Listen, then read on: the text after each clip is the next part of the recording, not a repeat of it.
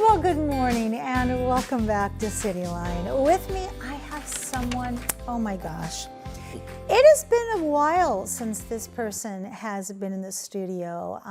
And when they were in this seat, back in, let's see, I think we figured out 1993 to 2001, I'm talking about the one, the only Mike Lonergan. Welcome back. How does it feel to be on that side of the couch? Well, I don't like it as well. I mean, you always kind of know where you're headed. I do. And the guest, Yes. there's a little element of surprise for the guest. You better be prepared. There is, and so that's why I say welcome back, because it's been a while. Give us an update on what you have been doing since Cityline. Well, of course, I had 8 years on the city council shortly after I did Cityline. And when I left the council, I was the executive director of the Youth Marine Foundation down on the Foss Waterway. Yes. And helping them get new docks and new buildings. And of course, now they have a big new boat. Yes, they But do. I wasn't involved in that one. But I also did because I like this kind of work, I did a radio talk show for some time. Yes. And then I was elected 10 years ago to the Assessor-Treasurer position. I love that. And many of our viewers have heard of the Assessor-Treasurer's office, but give us an overview exactly what your office does. Mm-hmm.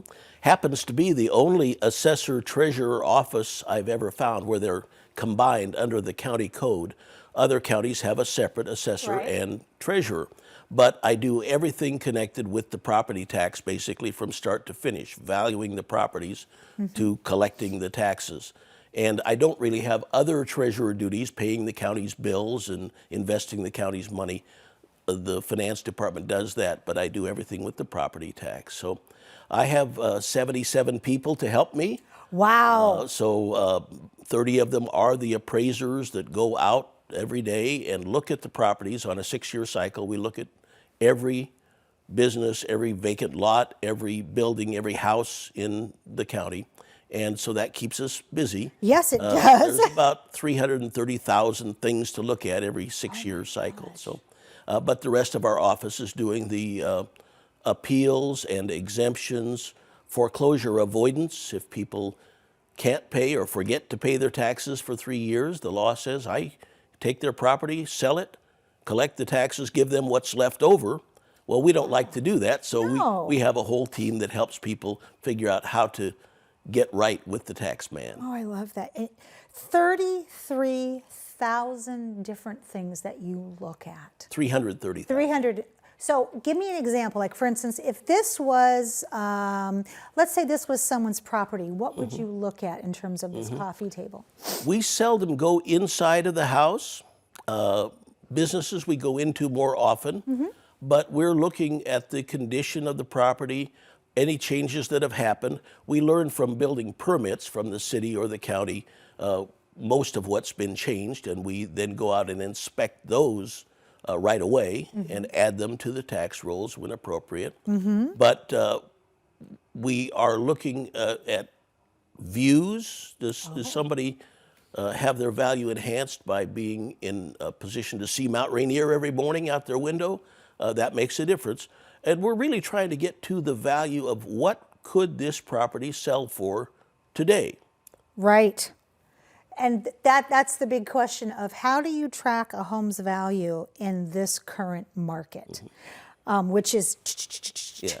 Well, it's been crazy. I came into office right as we were coming out of 2013 was my first year, coming out of the downturn that we had when they sold too many mortgages to too many people. People couldn't keep up with them, and you had a lot of foreclosed properties, not by us, but by the banks, and there were bargains out there, so values had dropped. But from that time, from 2013 till today, they've been steadily marching upward, and it got crazy the last couple years. It was, on average, a 19% increase in value last year, the year 2022, and that's what our 2023 taxes are based upon. But when we send out that value statement in July, Yep. and people, it's a little green card. Little green people card. get, and they say, oh, this last year was worth $400,000. Now it's worth $490,000. My taxes are going to go up 19%. But that's not the way it works, and that's part of my mission for the last 10 years is to try to help people understand, yes, the taxes go up, but it's not necessarily because of your values, it's other factors. So give us an example, other factors. Local levies, do they figure into a property tax? That is a very big part of it. About 42%, varies by district, but Okay. over 40%, let's say, of your tax bill is voted tax. People always say, well, I didn't vote for that. I didn't raise that. No, Yeah. but a majority of your neighbors did within the Tacoma School District. We just had a big one pass last year by the Metropolitan Park District.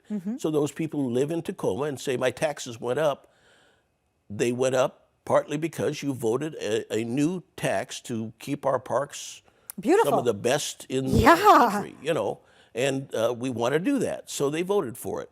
But school levies and bond issues fit into that as well. You can't continue to operate schools without them. There was a big shift just about 5 years ago from the McCleary court decision saying the state had to take more responsibility for funding basic education. It's in our state constitution. So they put limits then on what the local school districts could pass in bond issues. For operations, it's now $2.50 per $1,000 of value as the upper limit, and the public has to approve that. But at the same time, they were able to say at the state legislature, we're going to increase the state school levy that we then divvy up among the school districts. They increased it in 1 year, $1.30 per thousand. That was a big increase. That is Again, a big increase. it was happening at the same time as property values were increasing, so a lot of people made the connection. It seems logical. Well, because my value went up last July, I see my taxes went up the following February. And that isn't the real reason, as I'm trying to explain. So if I want to pay, let's say, pay my fair share, but what can I do if I think you have the value of my home wrong? Right, and that is the key. Yeah. The valuation is what the law says you can appeal, not when you get your tax bill. It's Right, a little right. too late.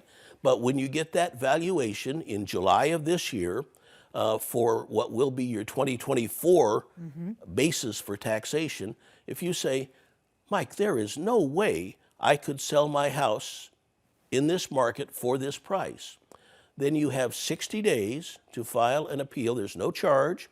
You're not appealing to me or my office. You're appealing to the Board of Equalization appointed by the county council.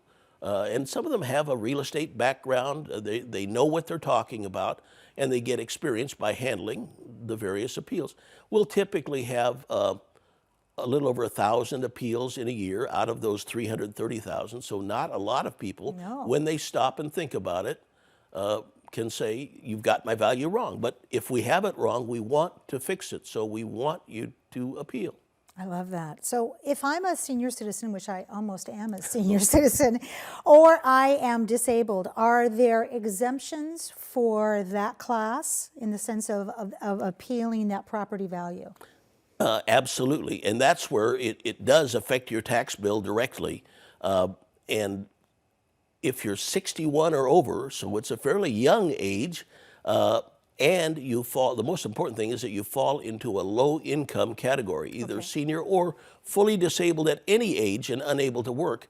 But the upper limit of income to get any exemption is $45,708 gross household income. Okay. Now, a lot of people, Social Security and just a little bit of other income, maybe a part-time job or maybe a pension, is going to put you over that limit. Right. So it really is low-income seniors and disabled. But if you feel you could meet that qualification, and there are a few things we can deduct from your gross income, and they're mainly about health and health insurance. There are things we can take off to get you down to that value. And below that, there's two lower levels, and I won't get deep into the details, all right. but if you make quite a bit less money, you can get even further exemptions. But that first exemption, what it does, it freezes your value where it is now. It won't continue to go up. And it also excuses you from paying all those voted taxes that we were talking about. Interesting. You won't pay the school bond issue or the park levy or whatever it is, and you will only pay your basic taxes to the city and county. So that leads me to my last question of, so how much is the right amount of taxes? Well, Good question, huh? I recently wrote a little item, an op-ed piece for the News Tribune to talk about this same issue. And how I ended that is saying, after 10 years of doing this particular job, my job is to raise for all the various taxing districts, fire districts, library, everything, $1.85 billion every year. Just sounds like a huge number to come out of Pierce County every year. But that's where we're at now. And what I say is, for government, for the people working in government, city, county, wherever, it seems like it's never quite enough. They just need a little bit more, whether from the property tax or sales tax or some other source. It's not quite enough. And there are bills in the legislature right now to actually increase what you pay in taxes. Okay. But for the public, what I hear over and over again is enough is enough. I am paying enough. It all goes together. Federal taxes and the state and local taxes.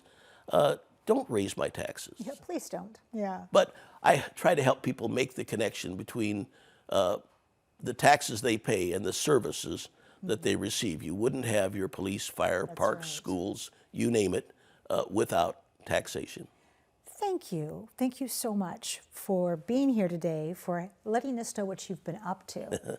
And I'm going to say it, and for getting into good trouble. I want to hear more from you, Mike Lonergan. So thank you so much for your time today. Well, thank you for keeping Cityline in good hands. You're welcome. You're welcome. We have much more to come on Cityline. Don't go away. We'll be right back.